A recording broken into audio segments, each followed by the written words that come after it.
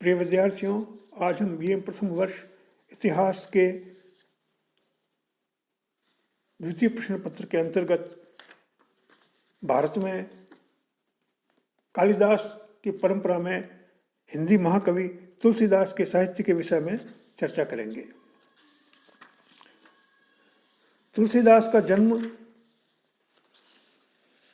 1532 ईस्वी में बांदा जिले के राजापुर में होना बताया जाता है। उनके पिता का नाम आत्माराम दुबे और माता का नाम हुलसी था। तुलसी का जन्म मूल नक्षत्र में हुआ था। किंवदंती के अनुसार तुलसी ने जन्मते ही राम नाम का उच्चारण किया, जिसका उन्हें राम बोला कहा जाता था।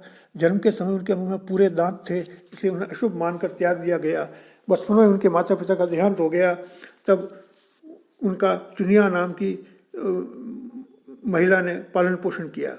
युवा होने पर उनका विवाह दीनबंधु पाठक की कन्या रत्नावली से हुआ। तुलसीदास अपनी पत्नी में अत्यधिक आसक्ति रखते थे और वियोग सहन नहीं कर पाते थे। एक दिन इनकी पत्नी उनकी अनुपस्थिति में अपने भाई के साथ मायके चली गई। तुलसीदास भी रात के समय नदी को पार करके अपने ससुराल जा पहुँचे। इस कामासक्ति को देखकर रत्नावली ने तुलसीदास को झिड़कते हुए कहा, अस्थित चर्म मय देह मम तामे ऐसी प्रीति, जो होती रघुनाथ मह तो न होती भवभीति। यानी आपने मेरी हाड़ मांस से युक्त देह से इतना स्नेह किया, ऐसी प्रीति श्री रघुनाथ जी में करते तो सांसारिक बंधनों से मुक्त हो जाते।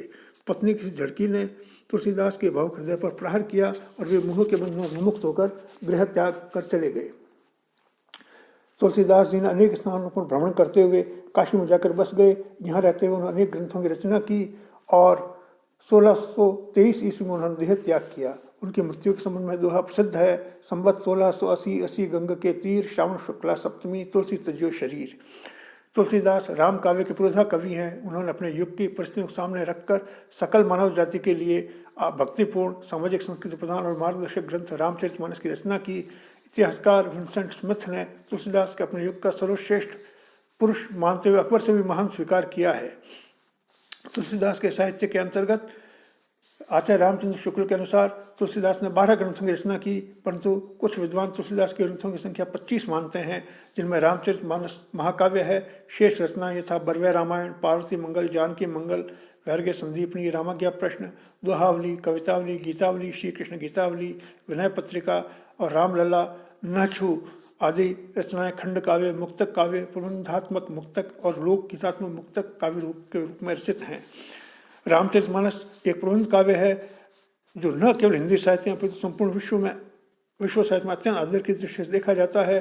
विषय, उद्देश्य, भाव, भाषा, प्रबंध, कौशल, छंद, अलंकार, योजना, शैली, कथा प्रवाह, नीति, धर्म एवं सामाजिक सरोकार आदि समस्त दृष्टियों से रामचरितमानस विश्व साहित्य का द्वितीय ग्रंथ है। इस काव्य में राम कथा का विस्तृत वर्णन है। रामचरितमानस में 7 कांड हैं, जिनमें वाल्मीकि रामायण के अनुक्रम में कांड कहे गए हैं। इसमें युद्ध कांड को लंका कांड के रूप में पुकारा गया है। वाल्मीकि के नर रूप में चित्रित राम के स्थान पर तुलसीदास जी ने राम को भगवान के रूप में और विष्णु के अवतार के रूप में चित्रित किया गया है।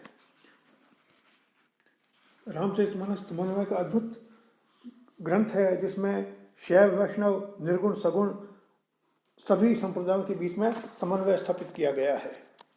तुलसीदास के अन्य ग्रंथों के अंतर्गत विनय पत्रिका, जिसमें विनय के पद हैं, कवितावली, ये खंड काव्य है। इसमें गोस्वामी जी ने अपने इष्टदेव राम का स्तुतिगान किया है। गीतावली भी तुलसीदास का सुंदर गीति काव्य है, जिसमें ब्रज भाषा के गीतों में रामचरित का सुंदर वर्णन किया गया है। दोहावली में राम भक्ति का वर्णन, इसमें 573 दोहों का संकलन है। रामाज्ञा प्रश्न एक ज्योतिषीय ग्रंथ है। इस ग्रंथ में 7 सर्ग हैं और रामकथा का दोहों में वर्णन किया गया है। बरवे रामायण से ग्रंथ में बरवे छंद के अंतर्गत बांधकर राम कथा संबंधित घटनाओं का वर्णन किया गया है। रामलाल नछु संस्कार गीत है। इसमें राम विवाह के उल्लेख की कथा से कतिपय उल्लेख भिन्न है। इसे पूर्वी अवधी भाषा के छंदों में लिखा गया है। कृष्ण गीतावली में ब्रज भाषा में कृष्ण चरित्र का स्फुट पदों में वर्णन किया गया है। वैराग्य संदीपनी में वैराग्य संबंधी छंद हैं। पार्वती मंगल में शिव पार्वती विवाह का वर्णन है। जानकी मंगल में राम और सीता के विवाह का वर्णन किया गया है। हनुमान बाहुक में हनुमान जी को संबोधित करके भक्तिभाव से परिपूर्ण रचनाएं लिखी गई है, प्रौढ़ रचना है। हनुमान चालीसा तुलसीदास जी का महत्वपूर्ण ग्रंथ है। जो दैनिक पाठ का अंग बना हुआ है। तुलसीदास के रामचरितमानस पर 500 से अधिक पीएचडी एवं डीलिट की डिग्रियां की जा चुकी हैं। महाकवि तुलसीदास पर विश्व में सबसे पहला शोध ग्रंथ रामचरित रामायण इटली के विद्वान एलपी टेस्टिटोरी ने लिखा था। उन्होंने 1911 में फ्रांस विश्वविद्यालय से इस ग्रंथ के लिए पीएचडी की उपाधि प्राप्त की। तुलसीदास पर दूसरा शोध कार्य लंदन में 1918 ईस्वी में जैन कापेलर ने किया। भारत में तुलसीदास पर पहली पीएचडी 1938 में नागपुर विश्वविद्यालय से बलदेव प्रसाद मिश्र ने की थी। ईस्वी 1949 में हरिश्चंद्र राय ने तुलसीदास पर लंदन से पीएचडी की तथा फादर कामिल बुल्के ने प्रयाग विश्वविद्यालय से डी फिल की उपाधि प्राप्त की।